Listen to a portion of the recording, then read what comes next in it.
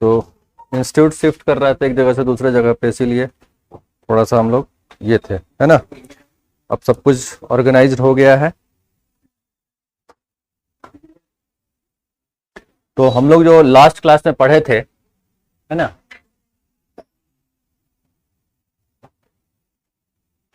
ये इधर ही खाली जा रहा है।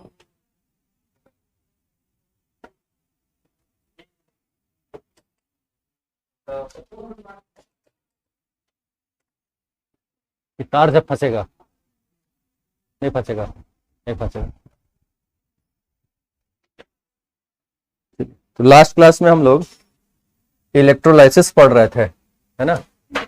और इलेक्ट्रोलाइसिस में भी हम लोग क्या पढ़े थे कि ये जब इलेक्ट्रोलाइसिस करते हैं तो एनोड पे क्या डिपॉजिट होता है और कैथोड पे क्या डिपॉजिट होता है। ये बड़ा कॉमन क्वेश्चन है ना।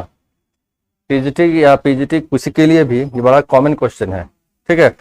तो अब हम लोग तो समझ गए, जब किसी इलेक्ट्रोलाइटिक सॉल्यूशन में अगर हम इलेक्ट्रिसिटी पास कराएंगे तो एनोड पे क्या जमा होगा और कैथोड पे क्या जमा होगा, ये तो समझ में आ गया हम लोग को, है ना।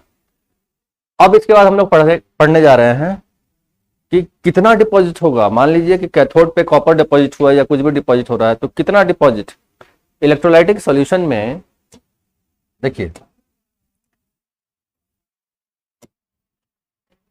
मान लीजिए ये इलेक्ट्रोलाइटिक सॉल्यूशन है और इसके अंदर हम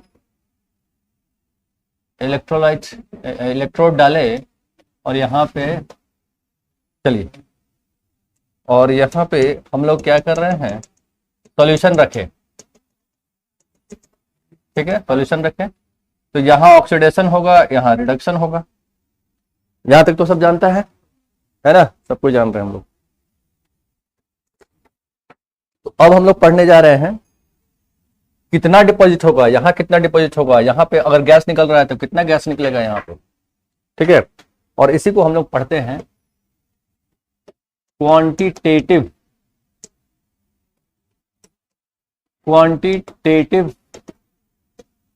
aspect of electrolysis. Quantitative aspect of electrolysis मतलब हम लोग को क्वांटिटी बताना है क्या। देखिए तो पीएचडी का है कि पीएचडी का है, किसका सिलेबस है। अच्छा,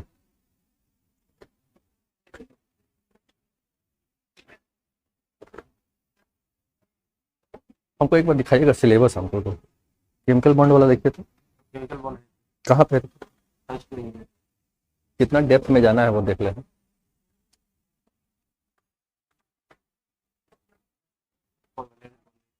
पूरा पढ़ना है, पूरा डिटेल में पढ़ना है। चलिए, क्वांटिटेटिव एस्पेक्ट ऑफ, तो इसमें क्वांटिटी बताना है, कितना क्वांटिटी डिपॉजिट होगा एनोड कैथोड पे, है ना।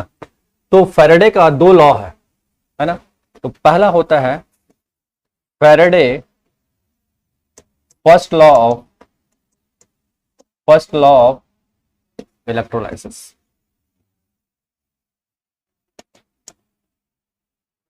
फैराडे, इसको हटाते हैं, Faraday first law of electrolysis ये क्या बोलता है और वो हम लोग देखते हैं। तो Faraday first law of electrolysis क्या बोलता है, the quantity of substance deposited or liberated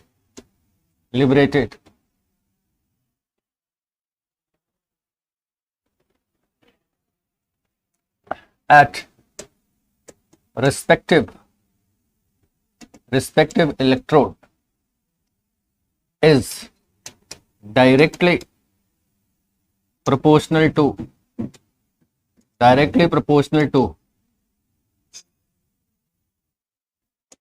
quantity of charge that flows through electrolytic solution.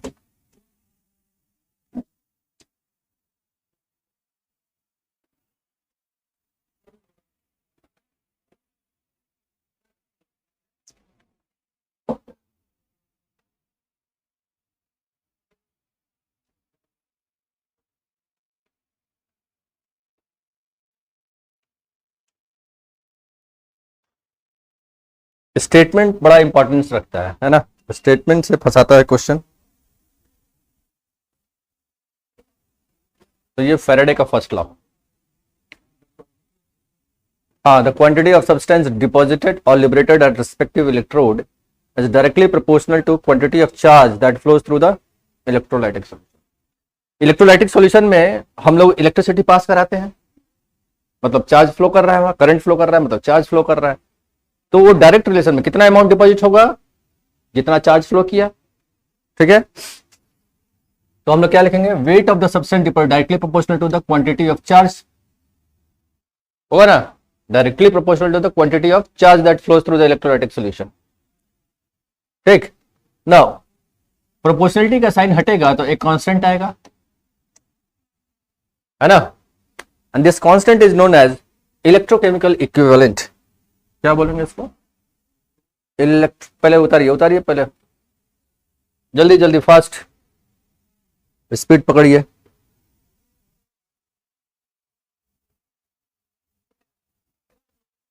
Chemical bond periodic table basic चीज है, ये पहले खत्म करेंगे, उसके बाद ही अब कुछ करेंगे हम, लेकिन सारे जगह इसका इस्तेमाल होता है, देखते हैं ना।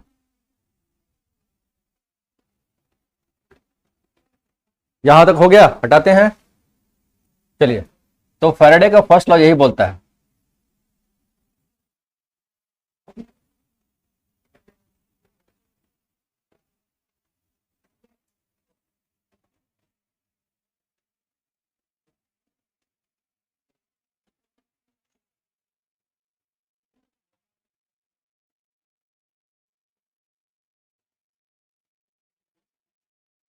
चलिए देखिए इसमें क्या है, wait of the substance deposited, क्या है, वेट ऑफ द सब्सटेंस या amount of the substance deposited directly proportional quantity of charge, and this is Z is electrochemical equivalent, this is called electrochemical equivalent. Now अब समझिएगा, what is current, current is flow charge per unit time, यही ना होता है current physics में, charge per unit time. तो charge का क्या फॉर्मूला हो जाएगा, चार्ज करंट इंटू टाइम, आई इंटू टी, मतलब कितना करंट, कितना एम्पियर का करंट फ्लो करा है सॉल्यूशन के अंदर और कितने टाइम के लिए फ्लो करा है। तो यहां पे हम लोग क्या करें, Z into I into T कर दें, ये हो गया। ठीक है, quantity of charge deposited is directly proportional to the amount of current in ampere, कितना एम्पियर का करंट फ्लो करा रहा है सॉल्यूशन के अंदर और कितने टाइम के लिए, 5 मिनट, 10 मिनट, 15 मिनट, जितना टाइम दीजिएगा उतना ज्यादा सब्सटेंस डिपॉजिट होगा। ठीक है, now how do you define any constant, this electrochemical equivalent, Z को कैसे डिफाइन करेंगे, Z को कैसे डिफाइन करेंगे। देखिए किसी भी कांस्टेंट को डिफाइन करने का सिंपल रूल होता है, ये फिजिक्स का कॉन्सेप्ट चले या केमिस्ट्री का, किसी में भी, इसको क्या कीजिए, इसके बगल वाले को 1 1 मान लीजिए और फिर आपका डेफिनेशन आराम से हो जाता है। देखिए कैसे लिखते हैं, इसको अगर 1 1 मान लीजिएगा तो electrochemical equivalent Z may be defined as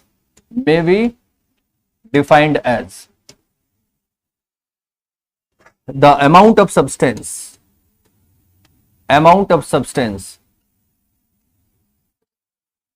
deposited when amount of substance deposited at electrode, the amount of substance deposited at electrode when 1 ampere of current flows for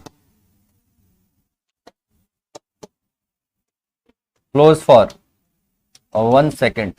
समझ में आया तो बताइए, मतलब 1 एम्पियर का करंट 1 सेकंड के लिए flow कराएंगे और देखेंगे कितना अमाउंट ऑफ सब्सटेंस डिपॉजिट हुआ। इलेक्ट्रोड, हाँ electrode, Z may be defined as the amount of substance deposited at electrode when 1 ampere of current flows for 1 second। 1 second 1 ampere current flow करा है सॉल्यूशन में, जितना अमाउंट ऑफ सब्सटेंस डिपॉजिट हुआ उसी को क्या बोलते हैं, इलेक्ट्रोकेमिकल इक्विवेलेंट। ठीक है, 1 एम्पियर करंट 1 सेकंड के लिए केवल फ्लो कराएंगे और देखेंगे कितना सब्सटेंस डिपॉजिट हुआ और उसी को हम लोग क्या बोल देंगे, इलेक्ट्रोकेमिकल इक्विवेलेंट। यूनिट टाइम भी लिख सकते हो। ठीक है, यहां तक क्लियर हो गया। नाउ अब समझिएगा, थोड़ा सा बेसिक में चलते हैं। हटा दे इसको, लिख लिया आप। आपका हाथ स्लो चल रहा है आज, डर लग गया क्या? चलिए अभी देखिए, जैसे सोडियम है, सोडियम अगर डिपॉजिट होगा कैथोड पे कितना इलेक्ट्रॉन लेगा? एक, और ये डिपॉजिट होगा Na+ के फॉर्म में, सॉलिड के फॉर्म में। कैल्शियम कितना लेगा? 2 इलेक्ट्रॉन लेगा, ये डिपॉजिट होगा कैल्शियम सॉलिड के फॉर्म में। एल्यूमिनियम रहेगा कितना? 3+, तो 3 इलेक्ट्रॉन लेगा ये एल्यूमिनियम इसके फॉर्म में डिपॉजिट। ठीक है, अब ध्यान से समझिए इसको। ये जब 1 इलेक्ट्रॉन लिखते हैं तो इसका मतलब ये मत समझिएगा कि एक ही इलेक्ट्रॉन है ये एक्चुअली रिप्रेजेंट कर रहा होता है 1 मोल को। 1 mole of electron will add to 1 mole of sodium atom and will form 1 mole of sodium atom. देखिए 1 mole of electron react with 1 mole of sodium ion to form 1 mole of sodium atom, neutral atom। समझ में आया? Reduction हो रहा है। इसका कभी मत समझिएगा कि ये 1 इलेक्ट्रॉन है, 1 मोल है ये। समझ में आ गया? अब समझिए, charge on 1 electron, charge on 1 electron कितना? 1.6 इंटू 10⁻⁻19 कूलम, ये जानते हैं आप लोग। ठीक है, तो charge on 1 mole of electrons कितना हो जाएगा? 1.6 इंटू 10⁻⁻19 इंटू 6.02 इंटू 10⁻23, और इसको मल्टीप्लाई जब कीजिएगा तो 96500 कूलम, और इसी this is equal to 1 Faraday. समझ में आ गया? 1 फैराडे इज 96500 कूलम। भाई फैराडे का लॉ पढ़ रहे हैं हम लोग, अपना ही नाम देगा, दूसरा का नाम तो देगा नहीं। फैराडे लॉ, चार्ज ऑन 1, तो 1 मोल का इलेक्ट्रॉन पे इतना 1 फैराडे।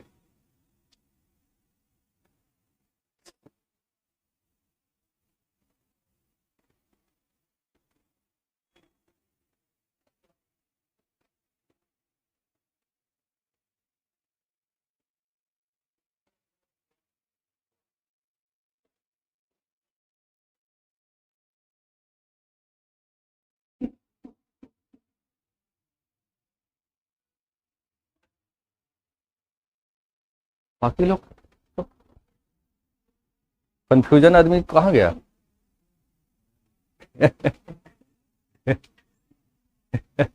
बड़ा डाउट रहता है, लेकिन बाप रे बहुत डाउट रहता है। हाँ बहुत डाउट रहता है। अच्छा ठीक है, डाउट रहना ठीक है, मेहनत कर रहे हैं कि नहीं वो ज़्यादा इंपॉर्टेंट है। मेहनत करने से सब कुछ चेंज कर जाता है। SN1 SN तो सिस्टम से चलेंगे ना, सिस्टम से चलेंगे तब ना होगा। नहीं नहीं, वो मैकेनिज्म में नहीं है वो सब चलेंगे हम लोग GOC2 में चलेंगे। GOC2 में पूरा सिलेबस ही खत्म, ऑर्गेनिक खत्म कर देंगे वहीं पे हम। पहले हमको केमिकल बॉन्ड पढ़ा लेने दीजिए, उसके बाद पीरियोडिक टेबल, और उसके बाद ऑर्गेनिक में फिर चले जाएंगे और पूरा ऑर्गेनिक खत्म ही कर देंगे, कहानी पूरा। और खत्म हो जाएगा जब कहीं से भी क्वेश्चन बनाएंगे, सब क्वेश्चन बनेगा। चलिए यहाँ देखिए, यहाँ पे ध्यान से समझिएगा इसको। तो मान लीजिए कि एक सोडियम एटम को डिपॉजिट करने के लिए 1 इलेक्ट्रॉन चाहिए। ठीक, हमको बताइए atomic mass of sodium is 23 ग्राम। इसका मतलब क्या हुआ? क्या एक एटम का वजन 23 ग्राम है क्या? एटॉमिक वेट सोडियम का कितना? 23 ग्राम। इसका मतलब क्या हुआ हमको बताइए पहले। क्या एक एटम को सोडियम का वजन 23 ग्राम है? रिस्पॉन्ड कीजिए हमको। What is the atomic mass of calcium? 40 होता है ना, एटॉमिक मास तो 40। इसका क्या मतलब है? एक एटम सोडियम का 40 ग्राम हो गया वजन। एटम को तो आप देख भी नहीं सकते, और लेडीज लोग जो कान में और नाक में पहनती है 2 ग्राम 3 ग्राम का दिखाई देता है, और कैल्शियम तो 40 ग्राम का है। इसका मतलब क्या हुआ? समझते हैं क्या? ये कॉन्सेप्ट नहीं क्लियर है आप लोगों? अरे पीजीटी में है आप लोग भाई, टीजीटी क्या कर रहे हैं? देखिए ध्यान से समझिएगा, जब भी हम लोग एटॉमिक मास किसी भी एलिमेंट का बात में कर रहे हैं और वो ग्राम में जब बात कर रहे हैं तो वो एक मोल का वजन बताता है, ना कि एक एटम का वजन बताता है। एक मोल का होता है, मतलब 6.20 इंटू 10⁻23 एटम्स ऑफ सोडियम लीजिएगा, तब उसका वजन कितना आएगा, समझ में आया? ये मत समझिएगा कि एटॉमिक वेट किसी का बता रहे हैं 23 ग्राम तो एक एटम का वजन हो रहा है, वो एक मोल का वजन होता है वो। समझ में आया?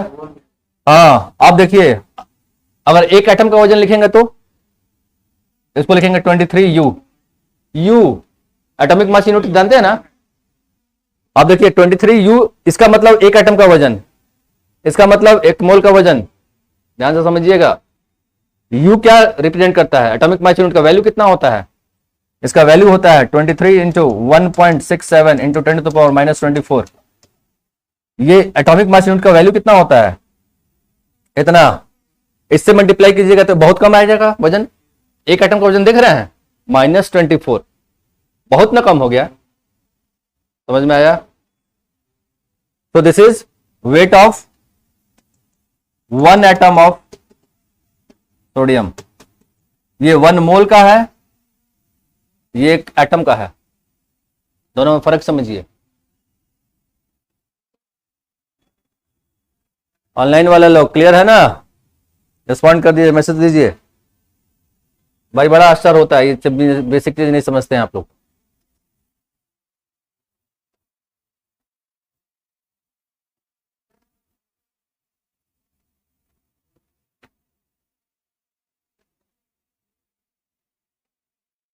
मोल कॉन्सेप्ट है कि नहीं, देखिए सिलेबस में नहीं नहीं है, लेकिन हम क्वेश्चन में देखते हैं कहीं कहीं मोल कॉन्सेप्ट का क्वेश्चन आ जाता है। बड़ा बेसिक चीज है वो, चलिए छोड़ देते हैं उसको, मोल कॉन्सेप्ट को हटाएं इसको यहां से। चलिए अब समझिएगा ध्यान से, अब हम क्या बताने जा रहे हैं आप लोग को। मान लीजिए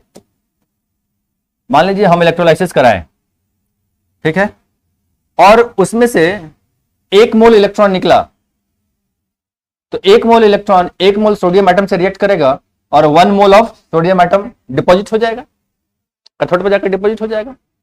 तो कैल्शियम का 1 मोल डिपॉजिट होने के लिए कितना मोल इलेक्ट्रॉन चाहिए हमको, 2 मोल। कैल्शियम का 1 मोल डिपॉजिट होने के लिए 3 मोल, मतलब 3 मोल पे इलेक्ट्रॉन का चार्ज कितना हो जाएगा, 3 फैराडे होगा कि नहीं? अच्छा, 1 मोल का चार्ज का वैल्यू कितना होता है, 1 फैराडे, बताए ना। 1 मोल इलेक्ट्रॉन पर चार्ज टोटल कितना होगा, 96500 कूलम, और 1 इलेक्ट्रॉन पे चार्ज इतना, तो 1 मोल पे इलेक्ट्रॉन की चार्ज कितना, यही ना हुआ। तो आप देखिए यहाँ पे, अच्छा यहाँ पे देखिए, ये एक यहाँ पे ध्यान से समझिएगा पूरा, 1 मोल ये है, 1 मोल इलेक्ट्रॉन लिए, तो ये कितना डिपॉजिट हुआ, 1 मोल डिपॉजिट हुआ, ठीक। अच्छा 1 मोल का वैल्यू कितना होता है, that is atomic weight, atomic weight के बराबर ना। देखिए उसी तरह यहाँ पे ये 1 मोल लिए, लेकिन यहाँ कितना लिए, 2 मोल लिए, यहाँ कितना 1 मोल के बराबर डिपॉजिट हुआ, ठीक। यहाँ पे 1 मोल ये, लेकिन यहाँ पे चार्ज कितना, 3 मोल, और यहाँ पे 1 मोल। अच्छा 1 मोल का मतलब 1 फैराडे, यहाँ पे 2 फैराडे, यहाँ पे 3 फैराडे। तो अगर जितना चार्ज रहेगा इस पे उतना ही ना फैराडे चाहिए। समझ में आ रहा है क्या बोल रहे हैं? जितना यहां चार्ज रहेगा उतना फैराडे ऑफ चार्ज चाहिए। अगर सोडियम एटम को 1 फैराडे से कम चार्ज मिला तो क्या 1 मोल डिपॉजिट होगा, क्या होगा ही नहीं डिपॉजिट, मतलब 23 ग्राम डिपॉजिट नहीं होगा, उससे कम डिपॉजिट होगा। अगर 1 मोल इलेक्ट्रॉन मिल जाता है उसको तो कितना डिपॉजिट होता है वहां, 23 ग्राम, लेकिन 1 मोल से कम अगर इलेक्ट्रॉन मिला तो 23 ग्राम से कम डिपॉजिट होगा, 1 मोल सोडियम आयन जाकर डिपॉजिट नहीं होगा वहां पे। समझ में आया? तो अमाउंट ऑफ सब्सटेंस डिपेंड कर रहा है चार्ज कितना फ्लो कर रहा है सॉल्यूशन में, है ना। चलिए अब दिखाते हैं, अब इसको हटाते हैं। तो देखें, अगर यहां देखिए 1-1 मोल डिपॉजिट हो रहा है, लेकिन ये वेरिएबल है ना, चार्ज तो वेरिएबल है, वो डिपेंड करता है किसके ऊपर, आयन का चार्ज के ऊपर डिपेंड करता है। तो एक यहां तो n फैराडे ऑफ चार्ज, ध्यान से समझिएगा, n फैराडे ऑफ चार्ज जब फ्लो करता है, charge deposit amount of substance, रुकिएगा इसको हटा दे पूरा, हम पच हो रहा है। amount of substance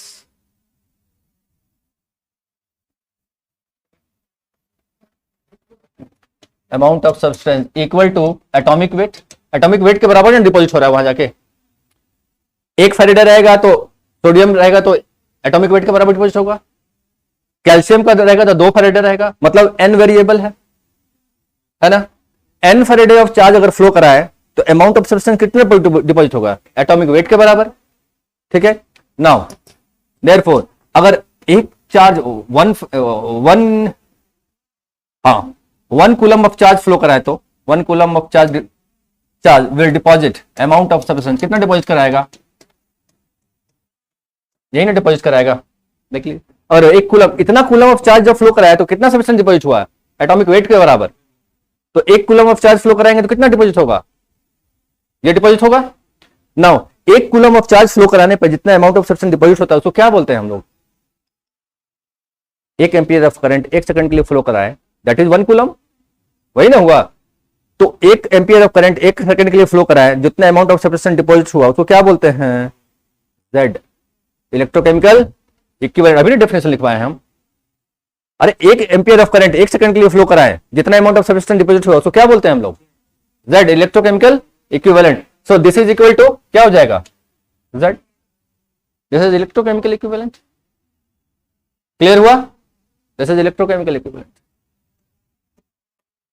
अब चलिए फैराडे का फर्स्ट लॉ में चलते हैं फिर से। फैराडे का फर्स्ट लॉ हम लोग क्या लिखे? Weight of the substance deposit is equal to Z into I into T. अब Z के जगह पे हम लोग क्या लिख दे? A by N F into I into T. So this is the formula to calculate, to solve any numerical. What is this? A is atomic weight of that element. N is number of moles of electrons कितना transfer हो रहा है. That this is Faraday constant. I is the amount of current in ampere and T is time in second.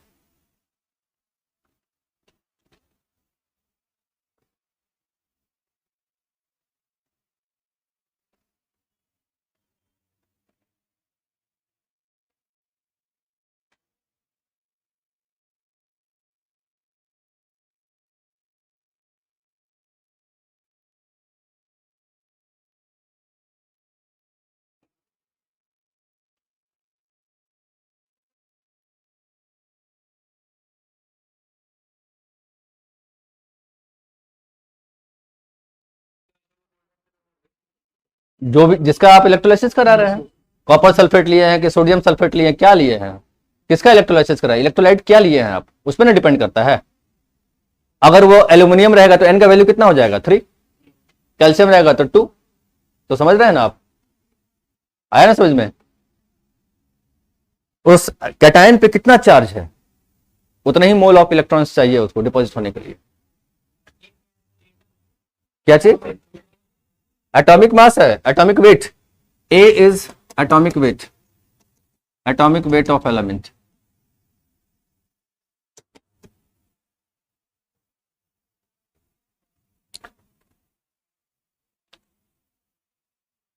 यहां तक तो सबको clear हो गया? आगे बढ़ते ये this is Faraday first law. अब तो कितना अमाउंट ऑफ सब्सटेंस डिपॉजिट होगा इसको मालूम कर लेंगे हम लोग। इलेक्ट्रोलाइट देखेंगे, इलेक्ट्रोलाइट में कैटायन, तो कैटायन का एटॉमिक वेट हमको याद रहना चाहिए। जनरली सिल्वर का मांगता है, कॉपर का मांगता है, सोडियम का मांगता है, यही सब। तो सिल्वर का 107, कॉपर का 63.5 और सोडियम का 23। ये तो जानते हैं सब, ये कॉमन क्वेश्चन जो आता है सब चीज। और इधर उधर और कुछ देगा तो उसका एटॉमिक वेट दे देगा। अब नॉर्मल कोई एलिमेंट दे दिया तो एटॉमिक वेट दे देगा, भाई इसका एटॉमिक वेट इतना होता है। और जिसका चार्ज देखिएगा उतना एन का वैल्यू लिख दीजिएगा। अच्छा, कितना अमाउंट ऑफ करंट फ्लो कराया, कितने टाइम के लिए फ्लो कराया। ठीक है, एक दो क्वेश्चन हम डील करेंगे, देखिए कैसे बन जाएगा। चलिए इसको हटाते हैं। Now next is second, Faraday's second law of Faraday's second law of electrolysis. Faraday's second law of electrolysis.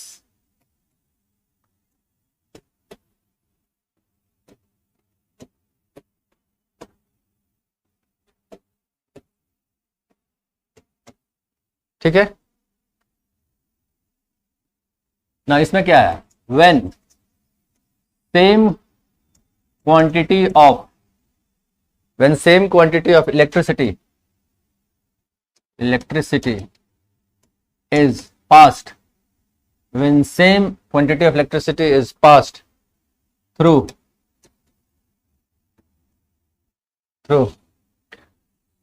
solution of different electrolyte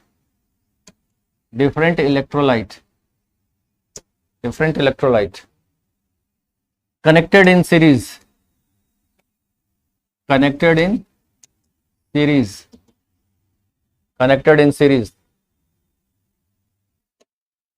the weight of the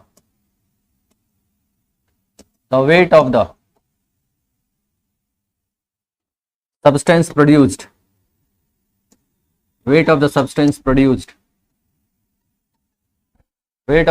produced at the electrode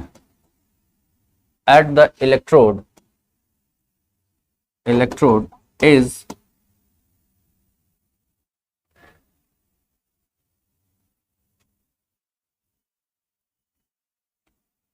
R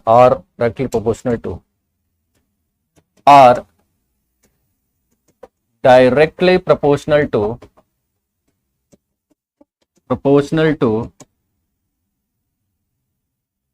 their equivalent weight.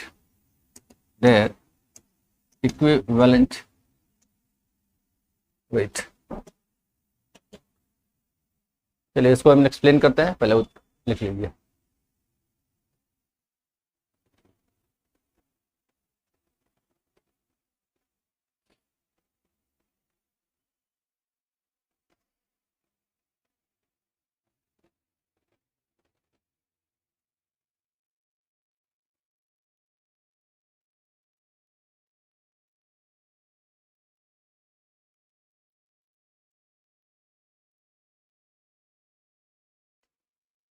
किसी भी ion का equivalent weight कैसे निकलता है? Atomic weight divided by charge on that ion, that is called equivalent weight. समझ में आ गया? तो एक हम बता देते हैं इक्विवेलेंट वेट कैसे निकलता है। Equivalent weight of ion is equal to atomic weight divided by charge.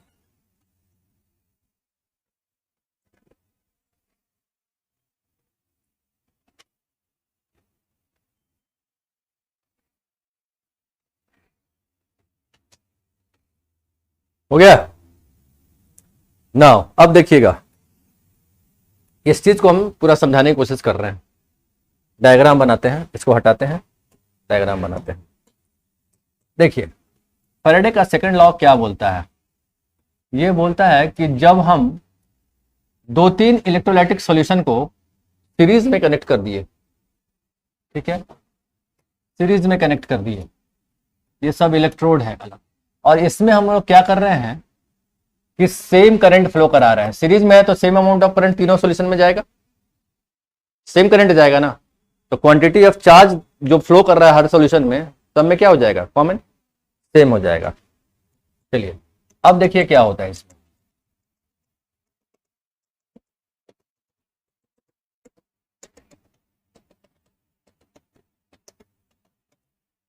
Same amount of current जब मान लीजिए इसमें हम लोग रखे हैं कोई दूसरा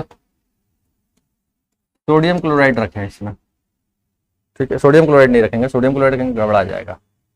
रुकिए, इसमें हम लोग सिल्वर नाइट्रेट रख रहे हैं, इसमें हम लोग रख रहे हैं कॉपर सल्फेट, ठीक है, और यहां हम लोग रख रहे हैं एल्यूमिनियम रख लेता हूं। चलिए एल्यूमिनियम सल्फेट रख लेते हैं। हो गया? Same amount of current flow करा रहे हैं, तो यहां कितना डिपॉजिट होगा? यहां सिल्वर डिपॉजिट होगा, यहां कॉपर डिपॉजिट होगा, यहां पे एल्यूमिनियम डिपॉजिट होगा। कितना डिपॉजिट होगा? यही फैराडे सेकंड लॉ बोलता है कि अगर सेम अमाउंट ऑफ करंट हम डिफरेंट इलेक्ट्रोलाइटिक सॉल्यूशन में पास करा रहे हैं, और तीनों इलेक्ट्रोलाइटिक सॉल्यूशन क्या है? कनेक्टेड इन सीरीज है, तो same amount of current flow कर रहा है तीनों में, तो कितना अमाउंट ऑफ सब्सटेंस तीनों में डिपॉजिट होगा, that is equal to the equivalent weight of that element. तो अगर हम लोग करें weight of silver deposited divided by weight of copper deposit will be equal to equivalent weight of silver divided by equivalent weight of copper. यही second law पढ़िए तो आप statement, the weight of the substance deposited at respective electrode is equal to the equivalent weight of that element. देखिए क्या लिखा हुआ, proportional to the equivalent weight. समझ में आया? तो अगर अलग अलग, अब देखिए इसमें कितना डिपॉजिट होगा तो इसका रिलेशन निकाल दीजिए, wait of copper divided by weight of aluminium, equivalent weight of copper equivalent weight of aluminium. अब देखिए यहां पे इक्विवेलेंट ऑफ सिल्वर क्या है, एटॉमिक वेट बाई 1 हो जाएगा, क्योंकि इसका वैलेंसी कितना होता है 1। अब जानते हैं चार्ज कितना है सिल्वर में 1, और यहां क्या हो जाएगा एटॉमिक वेट बाई 2। कॉपर का एटॉमिक वेट लिखिए और उसका चार्ज कितना आएगा यहाँ पर 2 डिवाइड बाई 2, और उसको सॉल्व कर लीजिए, ये विल गेट द आंसर। इससे रिलेटेड भी क्वेश्चंस करवाएंगे अब हम, और स्टार्ट करते हैं क्वेश्चंस। उतार लीजिए इसको।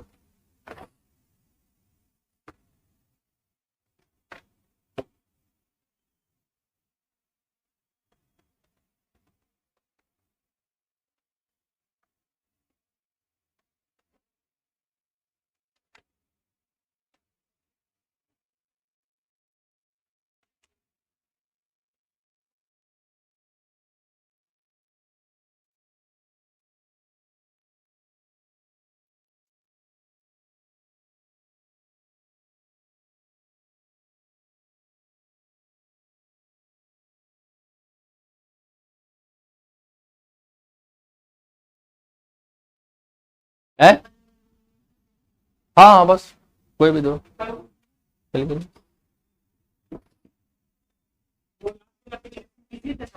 किसी के साथ भी निकाल लीजिए, इसका निकाल लीजिए, इसका निकाल लीजिए, किसी के साथ भी निकाल लीजिए रिलेशन।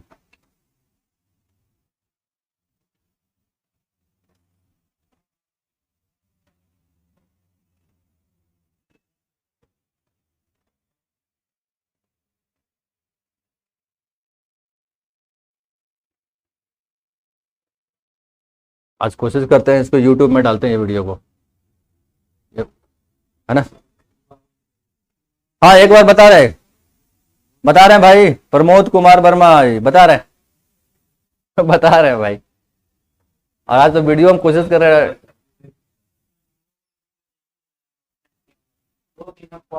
कॉल करना थे मैडम को बोलिए हाँ, इनके पास इतना वर्कलोड रहता है ना, जब तक कोई प्रेशर नहीं डालेगा मैडम को बोलिए हो जाएगा काम। देखिए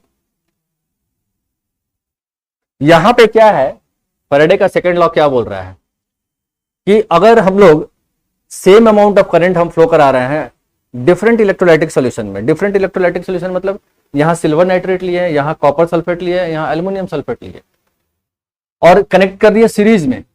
कि सीरीज में मतलब सीरीज में मतलब होता है क्या कि सेम अमाउंट ऑफ करंट तीनों में फ्लो करता है ना। अगर same amount of current flow कर रहा है मतलब चार्ज तीनों में सेम है, ठीक है। तो यहां पे कितना डिपॉजिट होगा, यहां पे सिल्वर डिपॉजिट होना है, यहां कॉपर डिपॉजिट होना है, यहां एल्यूमिनियम डिपॉजिट होना है, तो कितना अमाउंट डिपॉजिट होगा, इसी को एक्सप्लेन किया Faraday second law of electrolysis में। वो बोला क्या, the quantity of substance deposited at respective electrode is directly proportional to the electrochemical equivalent, है ना, equivalent weight, that is directly proportional to the equivalent weight of that metal। तो ये amount of silver कितना deposit होगा, amount of copper deposit, इसका relation निकाल दिए। पहले दो चीज का रिलेशन निकालना है, amount of silver deposited, amount of copper deposited.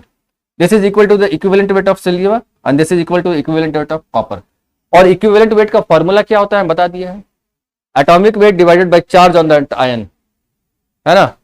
तो एल्यूमिनियम का इक्विवेलेंट वेट कितना हो जाएगा, एल्यूमिनियम का कितना हो जाएगा 27/3 9 ही ना होगा, 27/3 9 होगा, दिस इज इक्विवेलेंट वेट। तो कॉपर का इक्विवेलेंट कितना हो जाएगा 63.5 डिवाइडेड बाय 2, कॉपर का कितना होता है atomic wait 63.5 gram divided by 2, वो हो जाएगा यहाँ से। चलिए यही था, और कुछ होगा तो बता देना प्रमोद जी, कुछ होगा तो बता दीजिएगा हमको। क्वेश्चंस बनाते हैं हम लोग, पहले हल्का हल्का क्वेश्चन में चलते हैं, उसके बाद थोड़ा लेवल बढ़ाएंगे। Question, how much charge is required for the following reduction?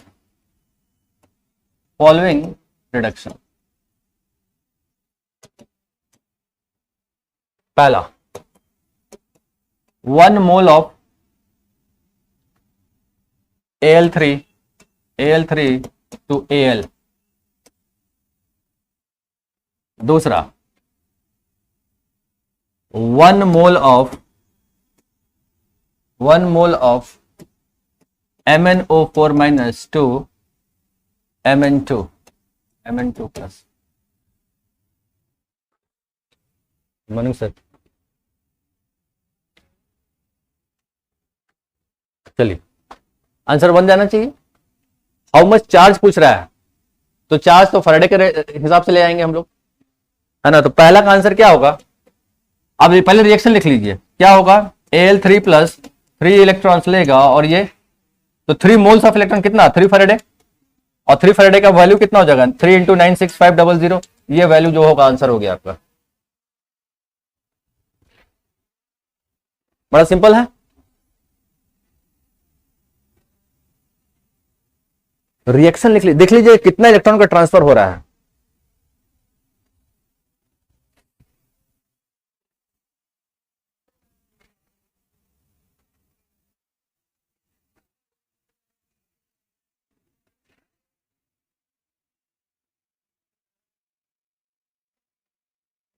दूसरा क्वेश्चन बन जाएगा, 1 मोल ऑफ इतना टू, कितना इलेक्ट्रॉन का ट्रांसफर, वो पकड़ लीजिएगा, आंसर हो गया आपका।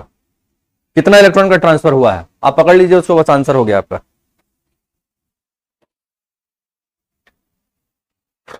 सेकंड क्वेश्चन हम बना रहे हैं, देखिए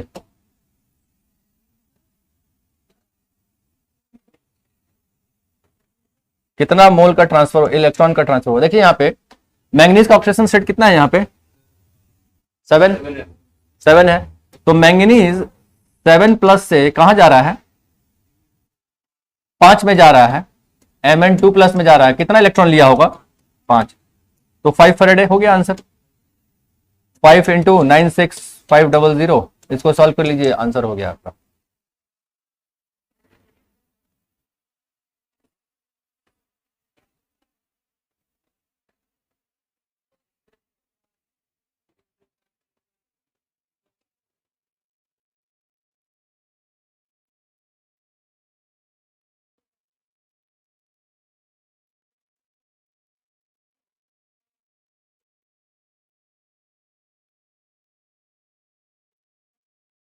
हो गया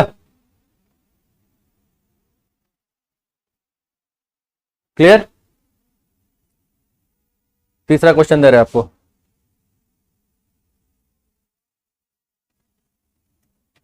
नेक्स्ट क्वेश्चन देखिएगा। क्वेश्चन,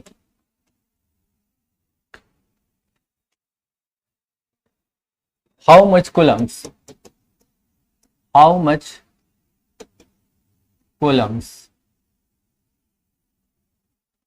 are required for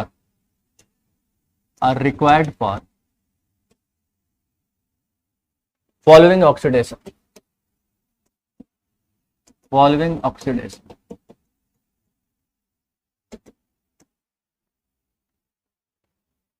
पहला, 1 मोल ऑफ H2O 2O2,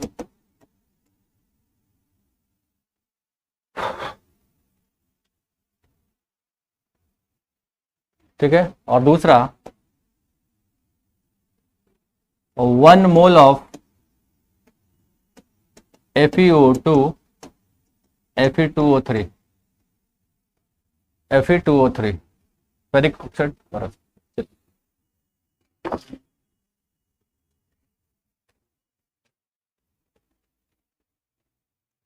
अब यहाँ पे ऑक्सीडेशन हो रहा है, वहां रिडक्शन हो रहा था, यहाँ ऑक्सीडेशन। तो how much coulombs are required for following, कितना चार्ज फ्लो कराएंगे कि ऑक्सीडेशन होगा।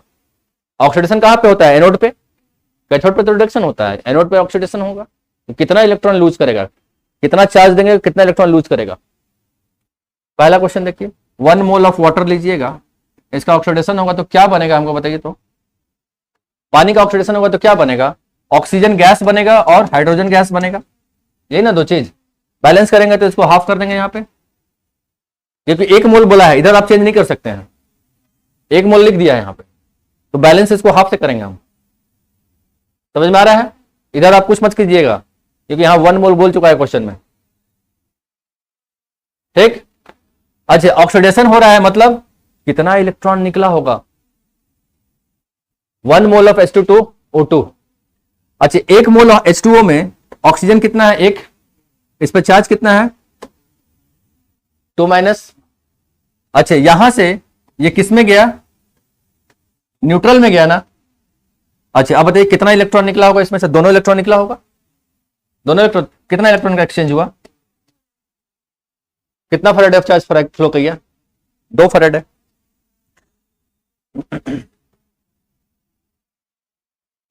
इसको हाफ कर लीजिएगा, ऑक्सीजन इधर बैलेंस करके रखना है, इधर को टच नहीं करना है, इधर बैलेंस कर, इधर इधर कोई चेंज करके बैलेंस मत कीजिएगा क्योंकि 1 मोल बोल चुका है पहले, इधर नहीं, उधर आप हिसाब किताब करिए। तो answer is 2 Faraday, 2 Faraday answer. 2 moles of electron निकल रहा है इसमें, 2 × 96500 कूलम, योर आंसर। 2F लिखा रहेगा शॉर्टकट में।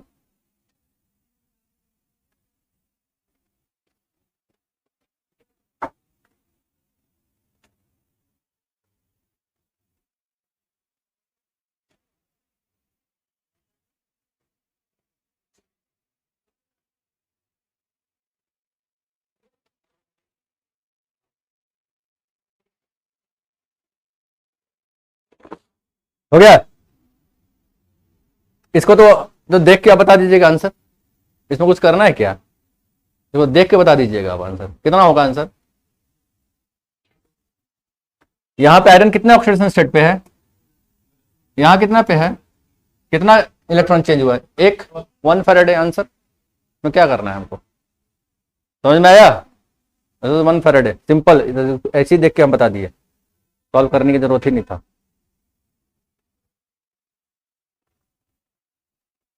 बस आपको देखना है कितना इलेक्ट्रॉन का एक्सचेंज हो रहा है। लेकिन यहाँ ये कंडीशन देख लीजिए, 1 मोल का, अगर यहाँ 2 मोल रहता तो फिर आप एमसीक्यू में रिएक्शन कैसे लिखना, आप तो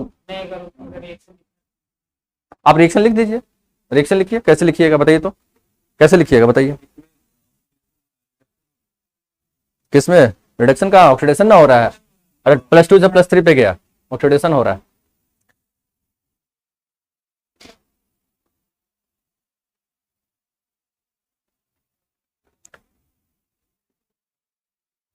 क्या, हाँ रिएक्शन कैसे लिखिएगा आप बताइए, FeO से गया Fe2O3 में गया, हमको किसको देखना है चेंज हो रहा है, ऑक्सीडेशन स्टेट किसका चेंज कर रहा है, आयरन का। ऑक्सीजन दोनों जगह -2 पे है, ऑक्सीडेशन, ऑक्सीडेशन किसका हो रहा है, केवल आयरन का। तो आप क्या कीजिए, यहां पे Fe2+ कीजिए और यहां क्या कीजिएगा Fe3+, हमको मालूम है, तो यहां 2 है यहां पे, तो यहां क्या कीजिएगा, हो गया बैलेंस, हो गया ना। अब तो एक्सचेंज आप देख लीजिए, अब हो गया आंसर।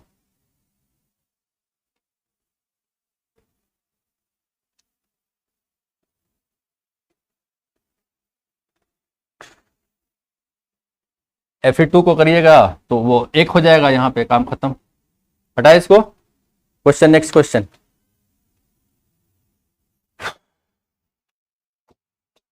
क्वेश्चन देखिए फिर एक,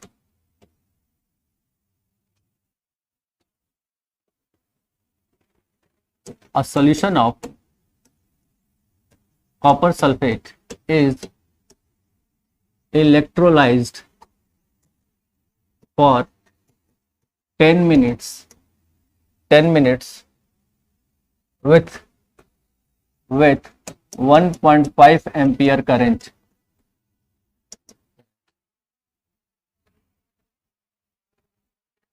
what is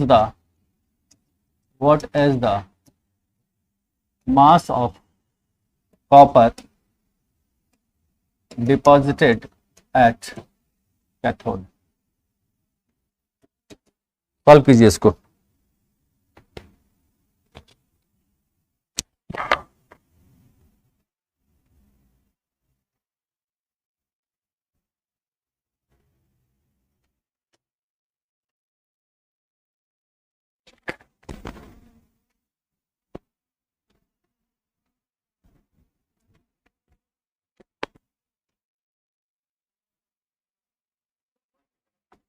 है तो इसमें से बहुत क्वेश्चन आता है, 3 से 4 क्वेश्चन इस चैप्टर से है, इसलिए हम टाइम दे रहे हैं इसमें। आप लोग अभी तैयारी इसी में हो जाएगा, आप लोग दोबारा पढ़ लीजिएगा जब पढ़ाएंगे तो।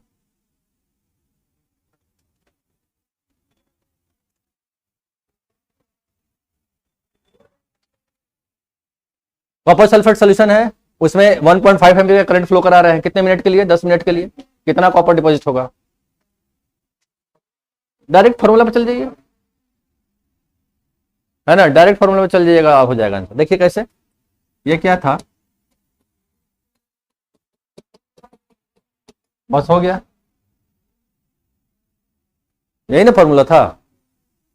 तो wait of the substance, atomic weight कितना? 63.5। अच्छा, कॉपर सल्फेट, एन का वैल्यू कितना होगा? एन का वैल्यू कितना होगा? 2 होगा वहां पे। इस पर चार्ज कितना रहता है? +2, तो एन का वैल्यू 2 हो जाएगा। 2 × 96500। अच्छा, करंट कितना? 1.5। टाइम कितना? 10 मिनट। इसको सेकंड में ले जाइए, इसको सॉल्व कर लीजिए, आंसर हो गया।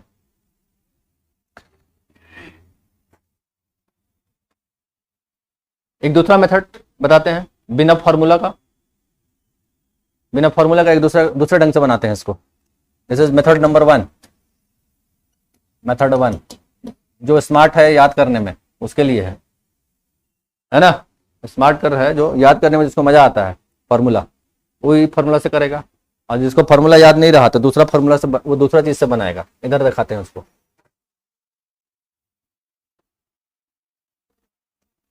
दिखाया यहाँ पे, चलिए देखिए, पहले रिएक्शन लिख लीजिए। किसका रिडक्शन होगा? यही ना रिडक्शन होना है, यही ना रिडक्शन होना है, रिएक्शन तो यही होगा। कॉपर सल्फेट लिए हैं तो कॉपर डिपॉजिट तो ऐसे ही ना होगा। चलिए, इसके अनुसार जब 2 × 96500 2 फैराड है ना, इतना चार्ज कूलम फ्लो करेगा तो कितना डिपॉजिट होगा? 63.5 ग्राम डिपॉजिट होगा, एटॉमिक मास के बराबर। एटॉमिक मास के बराबर इतना कूलम आप चार्ज फ्लो कराएंगे तो एटॉमिक मास के बराबर डिपॉजिट होगा कि नहीं? समझ में आ रहा है क्या? चलिए अब देखिए यहां पे, देयरफॉर हम कितना कूलम ऑफ चार्ज फ्लो कराएं? करंट इंटू टाइम, तो करंट इंटू टाइम, करंट कितना? 1.5, टाइम कितना? 10 × 60 कर लीजिए, तो कितना डिपॉजिट होगा? 63.5 / 2 × 96500 इंटू 1.5 इंटू 10 इंटू 60। सेम चीज आया कि नहीं देख लीजिए।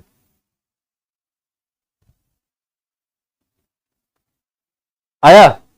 अब फॉर्मूला यार एग्जाम हॉल के अंदर नहीं याद रहेगा तो यहां से भी तो आप कर सकते हैं। कॉन्सेप्ट समझ में आ गया? क्लियर? Faraday's second law.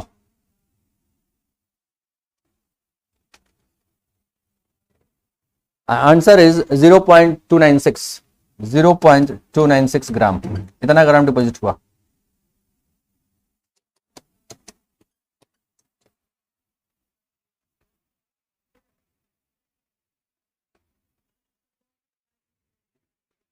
ये वाला देखिए, जो इलेक्ट्रोलाइसिस किससे करा रहे हैं? कॉपर सल्फेट का। क्या कुछ मैसेज आया भाई? हाँ ठीक है भाई, ओके, प्रमोद जी सेटिस्फाइड। तो कौन सा सॉल्यूशन का इलेक्ट्रोलाइसिस करा रहे हैं हम लोग? कॉपर सल्फेट का।